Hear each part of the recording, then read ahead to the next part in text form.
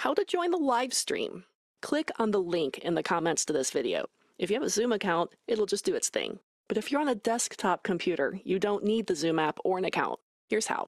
Once you click that link, a window will open in your web browser, and it might start downloading Zoom automatically, but not to fret. Click the big blue Launch Meeting button, which I have a screenshot of right here. Don't wait, just do it. A bit below that button, click the Join from your browser link. Likewise, here's a screenshot. In the Your Name field, enter whatever display name you want us to call you.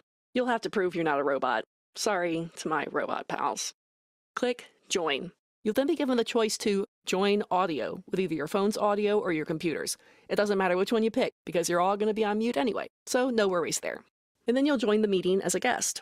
These instructions are also in the comments, as is another way to join if for some reason this doesn't work.